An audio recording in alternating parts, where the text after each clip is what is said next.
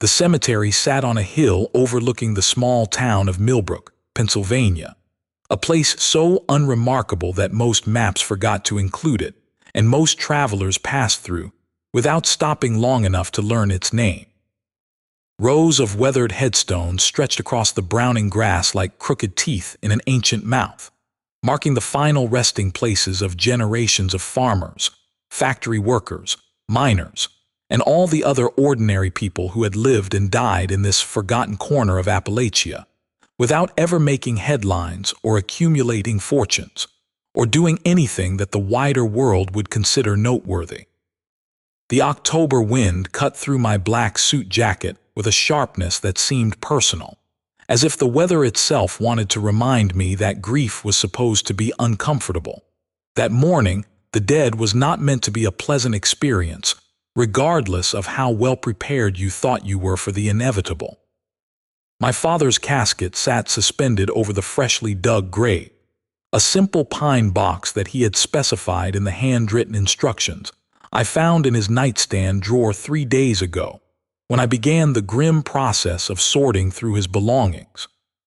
Harold Mitchell had been a man of modest tastes and strong opinions, and chief among those opinions was a conviction that expensive funerals were a racket designed to extract money from grieving families when they were least capable of making rational financial decisions. When I'm gone, don't let those vultures at the funeral home talk you into anything fancy, he had told me more times than I could count over the years. A pine box, a hole in the ground, and maybe a few words from someone who actually knew me. That's all any man needs, and it's more than most deserve. I had honored his wishes to the letter, which meant that the funeral service currently taking place was even more sparse and uncomfortable than it might otherwise have been. No flowers adorned the gravesite, because my father considered them a waste of money better spent on the living. No professional mourners or funeral directors hovered at the edges of the gathering, because I had insisted on handling the arrangements myself with minimal outside assistance. The only concessions to convention were the folding chairs arranged in 2 short rows facing the casket, currently occupied by a small group of mourners whose presence here said more about obligation than genuine grief, and Pastor Williams from the First Methodist Church, where my father had attended services sporadically for the last 40 years of his life, without ever becoming what anyone would call a devoted parishioner. I stood at the front of this meager assembly, my eyes fixed on the pine box that contained what remained of the man who had raised me alone after my mother died when I was 7 years old.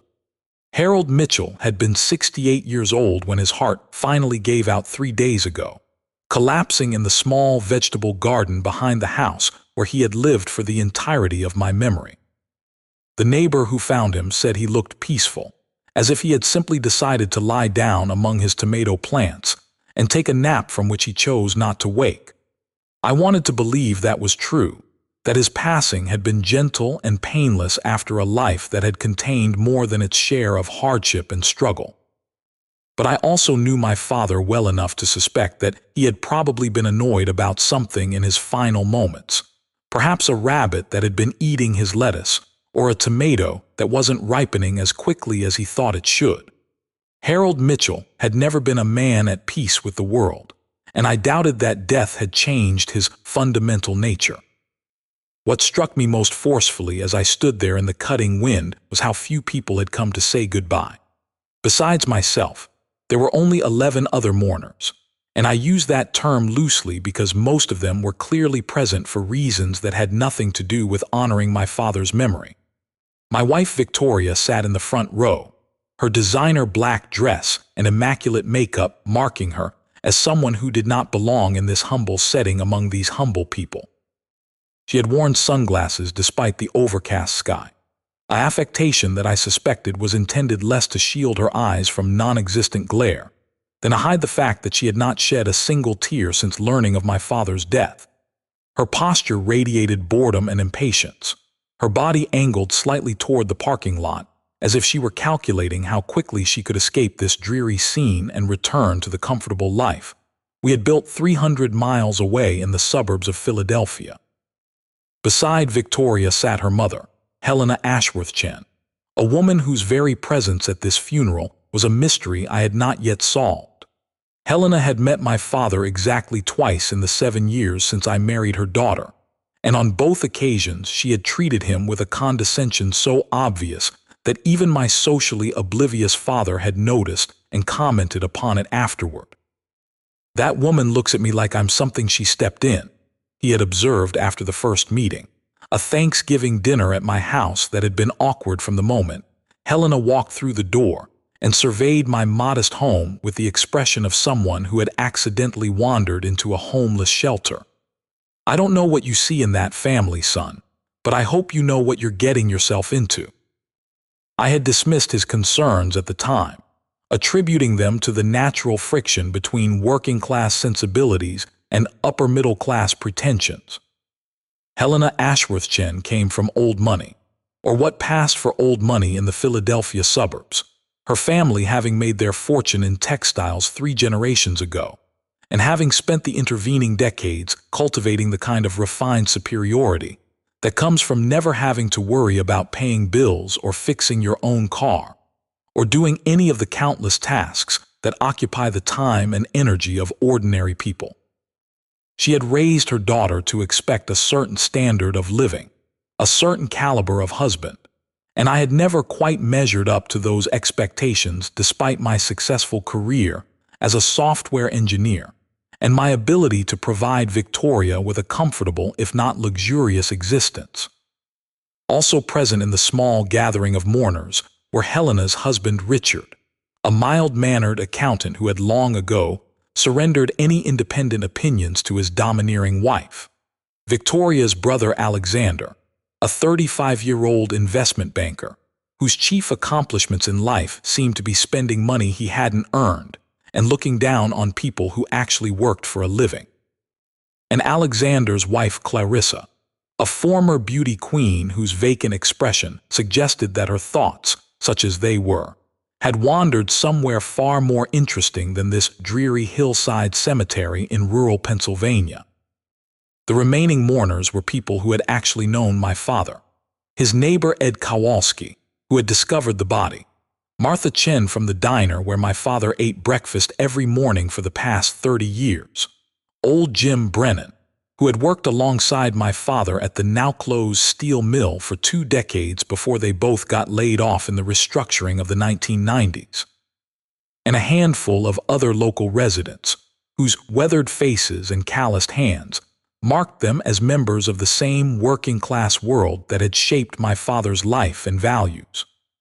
Pastor Williams was speaking now, his words carried away by the wind almost as soon as they left his mouth. Something about dust and ashes and the promise of eternal rest. I wasn't really listening, my attention fixed instead on the group of mourners and the stark divide between those who were here because they cared and those who were here because social convention required their presence. The contrast was painful to observe, a visual representation of the tensions that had defined my marriage almost from the beginning, the constant friction between the world I came from and the world Victoria's family inhabited, 2 cultures that spoke the same language but understood almost nothing about each other. I felt Victoria's hand on my arm, not a gesture of comfort but a signal that the service was ending, and it was time for me to fulfill my role as the grieving son. I stepped forward to the casket, placed my palm against the rough pine surface that separated me from my father's mortal remains, and said a silent goodbye to the man who had taught me everything important I knew about hard work, integrity, and the value of treating every person with dignity regardless of their station in life. "I love you, Dad," I whispered, the words lost in the wind before they could reach anyone else's ears. "I'm sorry I couldn't be here when it happened. I'm sorry for a lot of things." The funeral director's assistants began the process of lowering the casket into the ground, and I stepped back to watch the final chapter of my father's physical existence come to a close. It was at this moment, with my defenses lowered by grief and my attention focused on the descending pine box, that I heard the first whispered comment from the group of mourners behind me. "I can't believe she made us come all the way out here for this. Helena's voice carried clearly despite her attempt at discretion, the wind apparently deciding to cooperate with her words rather than scatter them. A pine box, for God's sake. Couldn't he have at least sprung for something respectable? What will people think? What people, mother? Alexander's response was equally audible, tinged with the amusement of someone who found the entire situation entertaining rather than solemn. Look around. There's no one here who matters. This is exactly the kind of send-off you'd expect for a man who spent his whole life accomplishing nothing. I felt my jaw clench, my hands curling into fists at my sides, but I didn't turn around. I had learned long ago that engaging with Victoria's family when they were in this mood only made things worse, gave them the reaction they were seeking, and confirmed their belief that I was an unsophisticated rube who couldn't control his emotions in polite company. So I stood there in silence, staring at my father's grave, listening as the people who were supposed to be my family through marriage continued their whispered commentary. At least it explains where Marcus gets it from, Victoria's voice now, joining the chorus of contempt with a casualness that cut deeper than her mother's or brother's words ever could. The apple doesn't fall far from the tree, I suppose. I should have known what I was getting into when I saw where he grew up. But I was young and stupid, and I thought he had potential. Now look at us, wasting a perfectly good weekend in this godforsaken town, attending the funeral of a man who never did anything worth remembering. The reception after the funeral was held at my father's house, a small two-bedroom structure that he had purchased 40 years ago when housing prices in Millbrook were measured in thousands, rather than hundreds of thousands, and a working man could still afford to own property in the town where he grew up. The house had never been fancy, but my father had maintained it with the same meticulous attention he brought to everything he touched, replacing the roof himself when it started to leak, updating the plumbing when the old pipes began to corrode, keeping the small yard neat and the modest garden productive despite the increasingly poor soil quality that came from decades of nearby industrial activity. To me, that house had always represented everything admirable about my father: the determination to make the best of limited resources, the pride in honest work, the refusal to accept charity or take shortcuts that might compromise his integrity. To Victoria's family, the house represented everything they despised about the working class in general, and my background in particular. I watched Helena's face as she crossed the threshold into my childhood home, her expression cycling through disgust, pity, and finally settling on a kind of anthropological curiosity, as if she were a Victorian explorer entering the dwelling of some primitive tribe, whose customs she found fascinating in their backwardness. She picked her way across the worn carpet of the living room like someone navigating a minefield, careful not to let her expensive shoes make contact with any surface that might contaminate them with the residue of ordinary existence. Her gaze traveled across the mismatched furniture, the ancient television set that my father had refused to replace because it still works fine, the shelves lined with books from the library sales where he had spent his Saturday mornings for as long as I could remember. Everything she saw confirmed her pre-existing beliefs about the family her daughter had married into, and I could practically see her cataloging each item as evidence to be presented later, in whatever conversation she would have with Victoria about the unfortunate mistake of this marriage. "Well," Helena said, her voice carrying that particular tone of aggressive cheerfulness that certain people use when they're trying to be polite about something they find unbearable, "isn't this cozy? Very authentic. You can really feel the history here, can't you?" "What you can feel is decades of cigarette smoke embedded in the walls," Alexander muttered to Clarissa, not bothering to keep his voice down. "I'm going to need to burn these clothes when we get home. God knows what's living in this carpet." Martha Chen from the diner had organized the food for the reception, simple fare that she knew my father would have appreciated. Sandwiches, casseroles, pies made from recipes that had been passed down through generations of Millbrook families. She had set everything up on the dining room table while we were at the cemetery. And now, she moved through the small gathering with the easy hospitality of someone who had spent her life making people feel welcome. When she approached Victoria's family with a plate of cookies, the look Helena gave her was the same look one might give a cockroach that had crawled onto one's dinner plate. "No, thank you," Helena said, waving the plate away with a gesture that managed to convey both rejection and condemnation. "I have certain dietary restrictions that prevent me from eating, whatever this is." Martha's smile never wavered, but I saw something flicker in her eyes, a recognition of the insult that Helena probably didn't even realize she was delivering. "Of course, Mrs. Ashworth. Can I get you something to drink instead? We have coffee, tea, lemonade." "I brought my own water," Helena replied, producing a small bottle of some expensive imported brand from her purse. "Tap water in these rural areas can be so unpredictable, don't you find? One never knows what might be swimming around in the pipes." I wanted to intervene, to apologize to Martha for my mother-in-law's rudeness, to explain that not everyone in my family through marriage was this insufferable. But Victoria caught my eye and gave me a small shake of her head, a warning that I had learned to recognize over 7 years of marriage. "Don't make a scene. Don't embarrass me. Don't give them any more reason to wonder why I married you in the first place." So I stayed silent, moving through my father's house like a ghost, accepting condolences from the people who had actually known and cared about Harold Mitchell, while my wife's family held court in the corner of the living room. Their whispered conversations and barely suppressed laughter, a constant undercurrent of disrespect that made my blood boil with every passing minute. I heard fragments of their dialogue throughout the afternoon, each snippet a fresh wound added to the collection I had been accumulating for years. "Did you see the bathroom? There's a toilet seat cover with a knitted pattern. I didn't know those still existed outside of museums. The silverware doesn't match, not even close. It's like he collected pieces from different thrift stores over the years." "I found a VCR in the bedroom. A VCR. I'm surprised there's not a record player and a butter churn somewhere." "Victoria, how did you survive visiting this place? I would have needed therapy after one weekend in this house." Through it all, Victoria said nothing to defend her father-in-law's memory or to challenge her family's casual cruelty.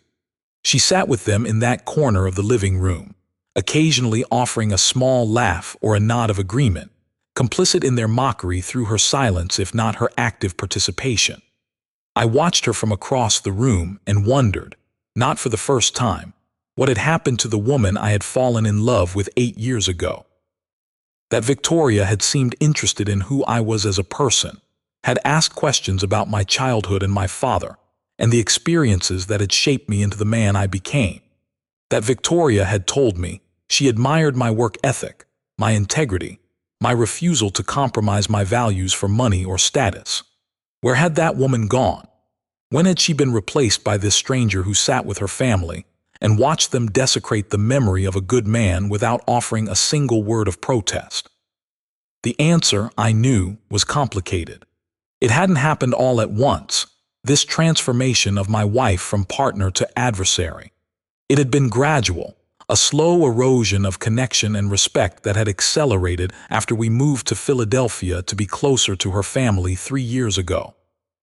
The distance from my roots had coincided with a growing distance between us, and I had watched helplessly as the woman who once told me she loved my authenticity began to express embarrassment at the same qualities she had once claimed to admire.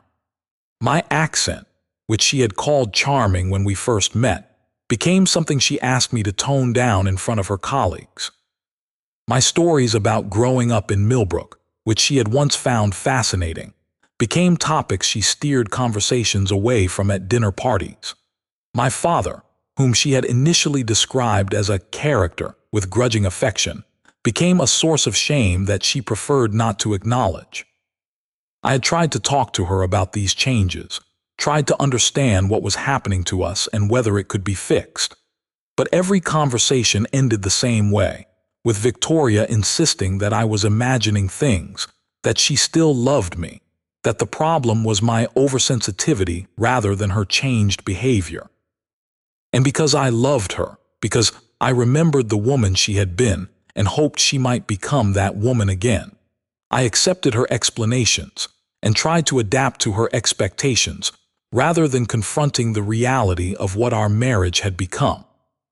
Now, standing in my father's house on the day of his funeral, surrounded by people who were openly mocking the man who had sacrificed everything to raise me alone, I felt something shifting inside me, a door closing that had been open for too long, a patience finally exhausted by one insult too many. I didn't know yet what this shift would mean for my marriage or my life, but I knew with sudden clarity that things could not continue as they had been. Something was going to change, whether I wanted it to or not. The afternoon wore on, the local mourners eventually departing with hugs and promises to stay in touch that I knew were genuine, even if circumstances would prevent most of them from being kept. Soon only my wife's family remained, their presence in my father's house feeling increasingly like an occupation by hostile forces who were merely waiting for the right moment to complete their conquest. Helena had settled into my father's favorite armchair, the one where he had spent countless evenings reading or watching the news, and seeing her, there felt like a desecration more profound than anything she had said with her words. "When can we leave?"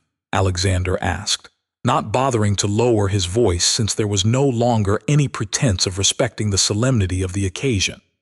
"I have a meeting on Monday that I need to prepare for, and I'd rather not spend another night in that hotel. The thread count on the sheets was barely acceptable, and I'm pretty sure I heard rats in the walls."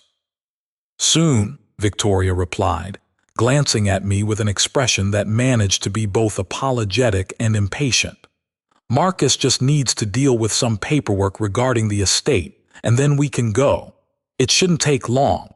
There's not exactly a lot here to sort out." "No kidding," Alexander laughed. "What estate? A rundown house, some old furniture, and whatever's in that coffee can your father-in-law probably hid under his mattress. What's there to divide up? The collection of mismatched plates or the VHS tapes in the basement?" "Be nice," Clarissa said, though her tone suggested she found the whole situation as amusing as her husband did. "The poor man just lost his father, even if the father wasn't exactly accomplished." That was when the doorbell rang, interrupting what I'm sure would have been another round of cutting observations about my family's poverty and lack of sophistication. I was closest to the door, and grateful for the excuse to step away from the gathering, I moved quickly to answer it. Standing on my father's porch was a man I had never seen before, dressed in an expensive gray suit that looked wildly out of place in this working-class neighborhood.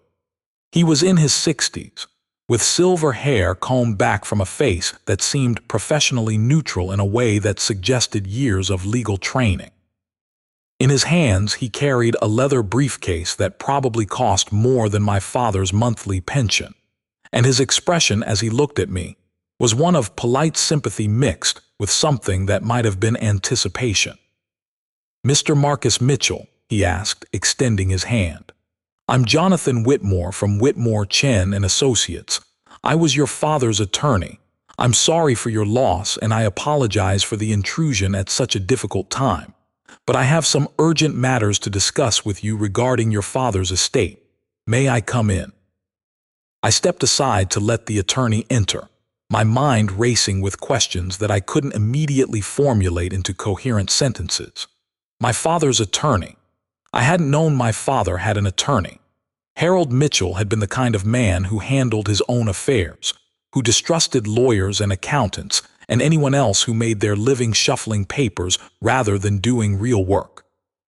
The idea of him hiring someone from a firm with such an obviously prestigious name seemed fundamentally incompatible with everything I knew about his character and values.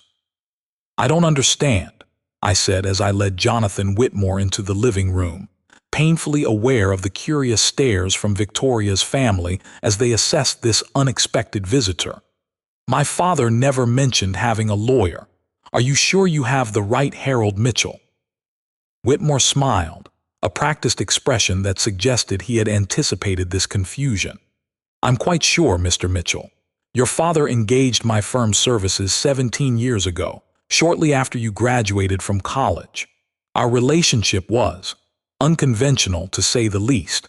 Your father was one of the most unusual clients I've ever had the privilege of representing, and I mean that as the highest compliment.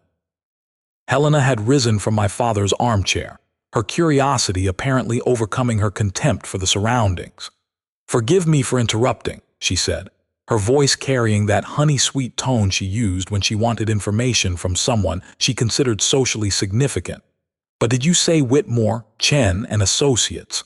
"The Whitmore, Chen and Associates, the firm that handles estates for the Rockefeller Foundation." "Among others, yes," Whitmore replied with a diplomatic nod. "Though I should clarify that our client list is confidential. I can only discuss matters related to Mr. Harold Mitchell's estate, and only with his designated beneficiary." "His designated beneficiary," Alexander repeated, exchanging a smirk with his wife. "Let me guess. Marcus inherits this palace and whatever treasures are hidden in the basement. A king's ransom, I'm sure." "Alexander," Victoria said, her voice carrying a warning that surprised me with its sharpness. I looked at her and saw something I hadn't expected: uncertainty. For the first time that day, perhaps for the first time in years, my wife seemed genuinely unsure of herself, as if the presence of this high-powered attorney had disrupted the narrative she had constructed about my family and my background. Whitmore surveyed the room with an expression that revealed nothing of his thoughts, his attorney's poker face impenetrable as he assessed the gathering. "Perhaps it would be best if I spoke with Mr. Mitchell privately," he suggested. "These matters can be sensitive, and I want to ensure that proper protocols are followed." "Nonsense," Helena interjected before I could respond. "We're family. Whatever concerns Marcus concerns all of us. Isn't that right, Victoria? We shouldn't have secrets from each other, especially at a time like this when we need to support one another through grief." The hypocrisy of that statement was so staggering that I nearly laughed out loud. Helena, who had spent the entire day mocking my father and everything he represented, now wanted to present herself as a supportive family member, entitled to participate in discussions of his estate. The audacity was breathtaking, but also typical of the woman who had spent 7 years treating me like an unfortunate mistake her daughter had made and would eventually correct. "It's fine," I said, making a decision that I sensed I might come to regret but was too exhausted and emotionally raw to fight about. "Whatever you have to say, you can say it in front of everyone. My father didn't believe in secrets, and I don't see any reason to start keeping them now." Whitmore nodded slowly, something that might have been approval flickering in his eyes. "Very well, Mr. Mitchell. If that's your preference, I'll proceed." He opened his briefcase and extracted a thick folder, placing it on the dining room table that Martha had cleared of food platters before her departure. "Before we begin, I should tell you some things about your father that you may not know. I hope you'll forgive any shock this information might cause. I assure you that everything I'm about to reveal is documented, verified, and entirely legal." "Shock?" Alexander laughed. "What could possibly be shocking about the estate of a retired factory worker? Did he secretly collect stamps? Have a hidden stash of classic cars in that garage?" Whitmore turned to regard Alexander with an expression of perfect neutrality that somehow managed to convey utter contempt. "Mr. Mitchell's estate," he said, his voice taking on the formal cadence of official proceedings, "consists of the following assets. This residence, valued at approximately $175,000, personal effects and furnishings valued at approximately $15,000, and various financial instruments including stocks, bonds, real estate holdings, and business interests valued at approximately $473 million. The silence that followed was absolute. I heard the wind outside, the distant sound of a car passing on the road, the tick of the old clock on the mantelpiece that my father had inherited from his mother. But inside the house, no one moved, no one spoke, no one seemed to breathe. Victoria's family sat frozen in place like figures in a wax museum, their expressions of contempt and amusement replaced by something that looked remarkably like shock. "I'm sorry," I said, certain that I had misheard. "Did you say $473 million? $473,216,000 and change," Whitmore confirmed. "The exact figure fluctuates slightly based on market conditions, but that's the approximate value as of last week's assessment. Your father was an extremely successful investor, Mr. Mitchell. He had a gift for identifying undervalued assets and the patience to hold them until they reached their full potential. He started with a small stake in a technology company in 1987, reinvested his returns strategically over the following decades, and built a portfolio that would be the envy of many professional fund managers." "That's impossible," Helena's voice came out as a whisper, all her sophisticated composure stripped away by this revelation. "He was a factory worker, a nobody. He lived in this modest house, yes," Whitmore agreed. "By choice, Mrs. Ashworth. Your father-in-law was a man of simple tastes who found no pleasure in conspicuous consumption. He told me once that he had everything he needed: a roof over his head, food on his table, books to read, and a garden to tend. The money was never about buying things for himself. It was about something else entirely." The room remained frozen in stunned silence as Jonathan Whitmore continued to speak, each word landing like a hammer blow on the assumptions that Victoria's family had constructed over years of casual contempt.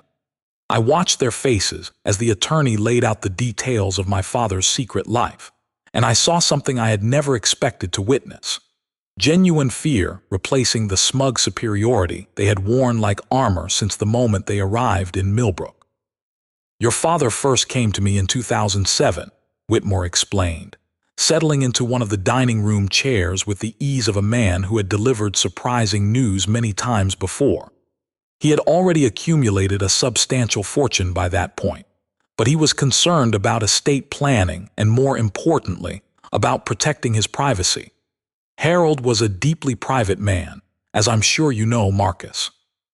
He had watched what money did to people, how it changed relationships and corrupted values, and he was determined not to let that happen to his family." "Why didn't he tell me?" I asked, my voice sounding strange and distant to my own ears. All those years, watching him clip coupons and shop at thrift stores and worry about utility bills.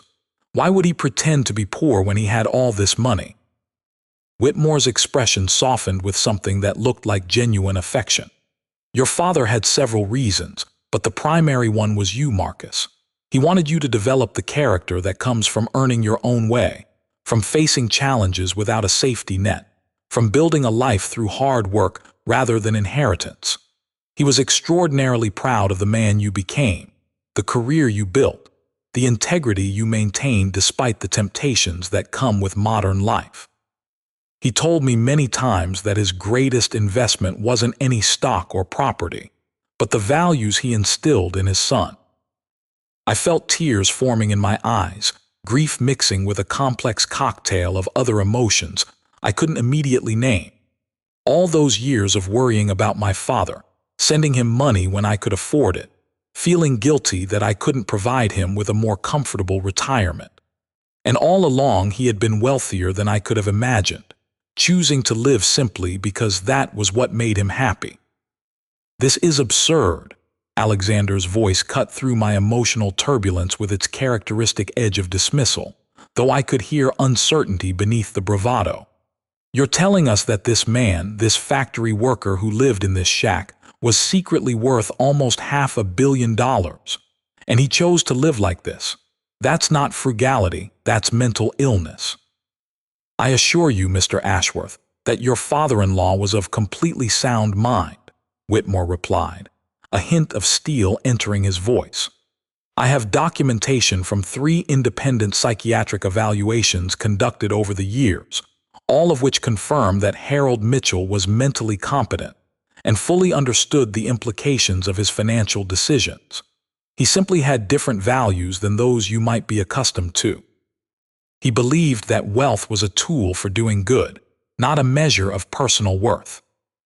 Doing good, Helena leaned forward, her predatory instincts apparently awakening as she sensed an opportunity. What kind of good? Were there charitable bequests, tax implications we should be aware of? Whitmore's smile was thin and knowing. I'm getting to that, Mrs. Ashworth. Please be patient.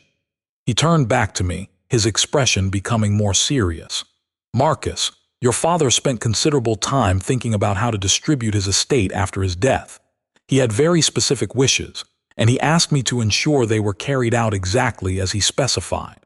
What I'm about to read is his last will and testament, updated 6 months ago and witnessed by 3 independent parties. Are you ready to hear it? I nodded, not trusting my voice. Around me, I could feel the tension in the room ratcheting higher with each passing moment. Victoria's family had come to this funeral expecting nothing, treating it as an obligatory chore to be endured before returning to their comfortable lives. Now they sat on the edge of their seats, their earlier contempt transformed into naked greed, as they calculated what share of $473 million might flow in their direction. Whitmore opened the folder and extracted a document several pages long, sealed with an official-looking stamp. I, Harold James Mitchell, being of sound mind and body, do hereby declare this to be my last will and testament, superseding all previous wills and codicils. I make this declaration in the presence of witnesses who can attest to my mental competency and my clear intentions regarding the disposition of my estate. The attorney paused, looking around the room to ensure he had everyone's attention. He needn't have bothered. Every person present was hanging on his every word, their eyes fixed on the document in his hands as if it contained the secrets of the universe. First, I wish to explain some things to my son Marcus, and to anyone else who may be present at the reading of this will. I have lived a double life for the past 37 years, a deception that I undertook not for personal gain but for reasons I hope will become clear. When the steel mill closed in 1986, I was given a choice: accept the standard severance package or take my pension as a lump sum. Most of my coworkers took the monthly payments, preferring the security of regular income. I chose the lump sum because I had been studying the stock market in my spare time and believed I understood something that the professional investors had missed. Whitmore looked up from the document. What follows is your father's account of his investment strategy. Shall I summarize, or would you prefer the full text? The full text, I said. I want to hear everything. The attorney nodded and continued reading. I took my pension of $47,000 and invested it entirely in a small company called Microsoft. At the time, personal computers were just beginning to appear in homes and businesses, and most people thought they were a fad that would pass. I disagreed. I had watched the technology evolve at the plant, had seen how computers were changing manufacturing, and I believed they would eventually change everything. My coworkers thought I was crazy. Maybe I was, but sometimes crazy is the same as visionary, and this was one of those times. Microsoft, Alexander breathed. In 1986, do you have any idea what that investment would be worth today? I have an exact idea, Whitmore replied. Your father-in-law's original investment, never sold and continuously reinvested through stock splits and dividend reinvestment programs, is currently worth approximately $240 million. But that was only the beginning of Harold's investment career. The will continued, detailing my father's subsequent investments, early positions in Amazon, Apple, Google, and dozens of other companies that had transformed from small startups into trillion-dollar behemoths. He had a gift for identifying winners, for seeing potential where others saw only risk, and he had been patient enough to hold his positions through market crashes and economic downturns that would have scared less disciplined investors into selling. The more I heard, the more I understood that my father had not just been lucky. He had been brilliant, a natural investor whose abilities were wasted in a factory but flourished in the markets once he was given the chance to apply them. I chose to continue living simply for several reasons, the will continued. First, because I was happy with my life as it was. I had everything I needed, and more money would not have made me more content. Second, because I did not want my wealth to corrupt my son or destroy his motivation to build his own life. Marcus was always my greatest joy and my greatest concern.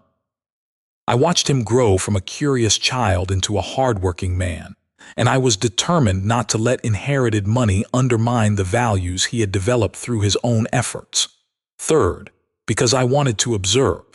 I wanted to see how people treated my son when they believed he came from nothing. I wanted to know the true character of those who entered his life.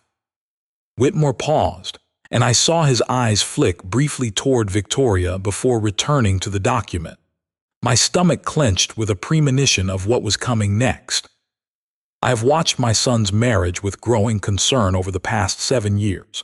I have seen how his wife's family treats him, and how she allows that treatment to continue unchallenged. I have listened to the things they say when they think no one is paying attention, the casual cruelties they inflict on a man they consider beneath them. I have made decisions about the distribution of my estate based on what I have observed, and I do not apologize for those decisions. The tension in the room had become almost unbearable, a physical presence that pressed against us from all sides like the walls were slowly closing in. Victoria had gone pale, her hands gripping the arms of her chair so tightly that her knuckles had turned white. Her mother sat rigidly beside her, all pretense of sophisticated composure abandoned as the implications of my father's words sank in. Alexander had stopped smirking, his expression now reflecting the dawning realization that his casual cruelty throughout the day might have consequences he had never anticipated. Whitmore continued reading, his voice steady and professional despite the explosive content of the document. To my son Marcus James Mitchell, I leave the entirety of my estate, including all stocks, bonds, real estate holdings, business interests, and this residence where I have lived for the past 4 decades. The total value of this bequest, as of the date of this document, is approximately $473 million. I heard Victoria exhale sharply, a sound that might have been relief or might have been the beginning of calculations about community property laws and marital assets. I kept my eyes fixed on the attorney, unwilling to look at my wife or her family while my father's final words were being revealed. However, Whitmore continued, and that single word fell into the room like a stone into still water, sending ripples of anxiety across every face except my own. This bequest is subject to certain conditions that must be met before Marcus can take full possession of his inheritance. Conditions. Helena's voice had lost all its cultured smoothness, replaced by a raw urgency that revealed the naked greed beneath her polished exterior. What conditions? You can't put conditions on an inheritance like this. That's not legal. I assure you it is entirely legal, Mrs. Ashworth, Whitmore replied. Conditional bequests are common in estate planning, particularly when significant assets are involved. Your son-in-law's father was very clear about what he wanted, and the conditions he specified are enforceable under Pennsylvania law. What are the conditions? I asked, my voice steadier than I felt. Whitmore returned to the document. The conditions are as follows. First, Marcus must view a series of video recordings that I have made over the past several years, documenting observations and messages I wish to share with him after my death. These recordings are stored in a safety deposit box at First National Bank of Millbrook, and the key is included with this will. Video recordings. I felt a chill run down my spine. What had my father been documenting? What had he seen that he felt compelled to record for posterity? Second, Marcus must wait a period of 6 months from the date of my death before making any major financial decisions regarding the inheritance. including but not limited to large purchases, investments, or transfers to other parties. This waiting period is intended to allow time for reflection and to prevent decisions made in the immediate aftermath of grief. 6 months, Victoria murmured, and I could hear the calculation in her voice, the mental arithmetic of how long she would need to wait before accessing what she undoubtedly already considered her share of the money. Third, Marcus must make his own decision about his marriage, free from the influence of this inheritance. I have watched his wife and her family treat him with contempt for years, and I have seen how this treatment has affected his self-worth and his happiness. I do not tell Marcus what to do with his marriage. That is his choice to make, and I will respect it whatever he decides. But I want him to know that he has options he may not have believed existed. He is not trapped by financial necessity. He is not obligated to accept treatment that diminishes his dignity.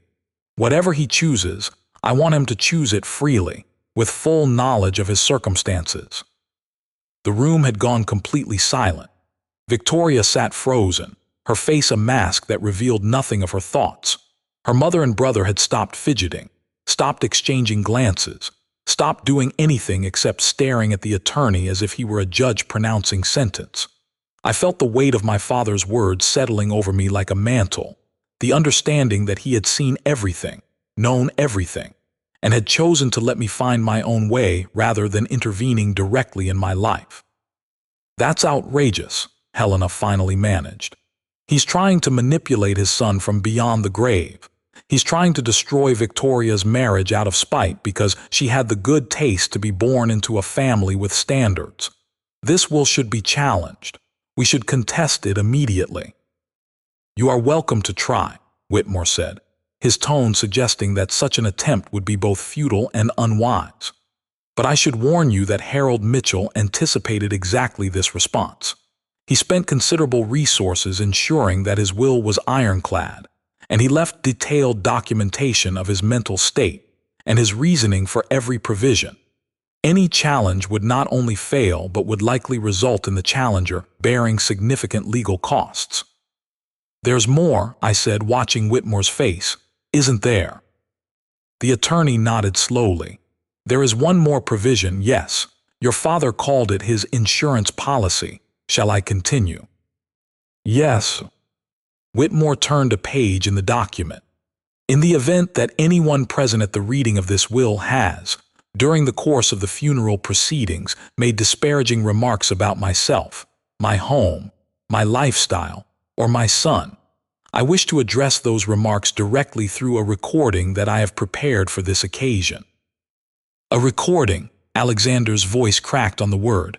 "What recording?" "Your father had cameras installed throughout this house several years ago," Whitmore explained, his expression revealing nothing. "Security cameras, ostensibly for protection against burglary, but also capable of recording audio. He reviewed the footage regularly and saved any clips he found relevant to his estate planning. He updated his will periodically based on what he observed." The blood drained from Helena's face so quickly that I thought she might faint. Alexander had gone gray, his earlier smugness completely vanished. Victoria sat motionless, her eyes fixed on some point in the middle distance as if she were watching her life collapse in slow motion. "He recorded us," Helena whispered. "Today, he recorded what we said today." "He recorded everything," Whitmore confirmed. "The footage is part of the estate documents and will be reviewed as part of the probate process. Any statements made in this house are a matter of record." My father's words echoed in my mind as the night wore on, and the eastern sky began to lighten with the first hints of dawn. "Whatever you decide, I want you to choose it freely, with full knowledge of your circumstances." That was the gift he had given me, I realized. Not the money, though the money certainly provided options that hadn't existed before. The real gift was the information, the clear-eyed view of my situation that years of love and hope and willful blindness had prevented me from seeing. I thought about what I wanted my life to look like going forward. I thought about the years I had spent diminishing myself to fit into spaces that were never designed to accommodate someone like me. I thought about the father who had watched from a distance, accumulating evidence and resources, and waiting for the moment when his son would be ready to see the truth. I thought about the man I had been before I met Victoria, ambitious and confident and proud of where I came from, and I wondered if that man still existed somewhere beneath the layers of compromise and accommodation I had built around him. When the sun finally rose over the hills surrounding Millbrook, I made my decision. Victoria found me in the kitchen an hour later, sitting at the same table where my father had recorded his final message. She was dressed for travel, her suitcase already packed, her car keys in her hand. The night had not been kind to her appearance, dark circles under her eyes and a pallor to her skin that suggested she had slept as little as I had. "I'm going back to Philadelphia," she said, her voice carefully neutral. "I think we both need some space to process everything that's happened. Maybe in a few weeks, when things have calmed down, we can talk about where we go from here." "I know where I'm going," I replied. "I'm staying here, at least for the 6 months my father specified. I'm going to fix up this house, get to know the community my father was part of, learn more about the man he really was. And I'm going to figure out who I am when I'm not trying to be someone I'm not." Victoria's expression flickered with something that might have been hope or might have been fear. "And us? What about our marriage?" I looked at my wife, this woman I had loved and lost and perhaps never truly known, and I felt a strange peace settle over me. "I don't know yet. I need time to think, to process, to understand what I want versus what I've been settling for. My father gave me 6 months before I can make any major financial decisions. I'm going to use that time to make a decision about us as well. Whatever I decide, it will be my choice, made freely, with full knowledge of my circumstances." "That sounds like a no," Victoria said, her voice hardening. "That sounds like you've already decided and you're just looking for a way to blame me for it." "No," I said, shaking my head slowly. "It sounds like I'm finally giving myself permission to consider my own needs instead of just accommodating everyone else's. It sounds like I'm treating myself with the respect that my father always had for me, even when I couldn't see it in myself. Whatever happens next, whatever I decide about us, it will be based on who I actually am, not who your family taught me to believe I was." Victoria stared at me for a long moment, and I saw something shift in her expression. A recognition that the dynamic between us had fundamentally changed in ways that could never be undone. The man who had spent years apologizing for his background and deferring to her family's judgment was gone, replaced by someone who had finally learned to value himself the way his father had always valued him. "I'll be waiting," she said finally, her voice softer than I expected. "Whatever you decide, I know I haven't been the wife I should have been. I know I let my family influence me in ways that hurt you, but I did love you once, Marcus. Maybe I still do. Maybe I've just forgotten how to show it." She left without saying goodbye, her car disappearing down the road that led away from Millbrook, toward the life we had built together in Philadelphia. I watched until she was out of sight, then turned back to the house where my father had lived his hidden life, where he had watched and waited and prepared for this moment when his son would finally be ready to see the truth. The morning sun streamed through the windows, illuminating dust motes that danced in the light like tiny spirits celebrating their freedom. I picked up my phone and dialed Whitmore's number, ready to begin the process of understanding my father's legacy and deciding what to do with it. "Mr. Mitchell," the attorney answered on the first ring. "How can I help you?" "I want to start with the videos in the safety deposit box," I said. "Whatever else my father wanted to tell me, I'm ready to hear it. I'm ready to know who he really was." "I'll meet you at the bank in an hour," Whitmore replied. "And Marcus, your father asked me to tell you something if you ever reach this point," he said. "Tell my son I'm proud of him. Tell him he was always enough. Tell him to live the life he chooses, not the one others choose for him." I ended the call and stood in the kitchen of my father's house, surrounded by the modest furnishings of a man who had been worth a fortune, but had chosen to measure his wealth in different currencies. Outside, The town of Millbrook was waking up, going about its ordinary business without any knowledge of the extraordinary events that had unfolded here over the past 24 hours.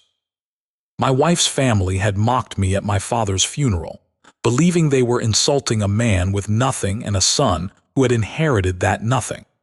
They had revealed their true characters through their contempt, never imagining that they were being watched, recorded, and judged by the same man they had dismissed as worthless. Now the truth was out, and everything had changed. The money was significant, of course, nearly $500 million that would transform my life in ways I couldn't yet imagine. But the real inheritance was something more valuable than any sum of money could represent. My father had given me the gift of seeing myself clearly, of understanding my worth, of knowing that I came from people who built empires in the shadows while the world looked the other way. I was Harold Mitchell's son. I was enough, and for the first time in years I was ready to believe it.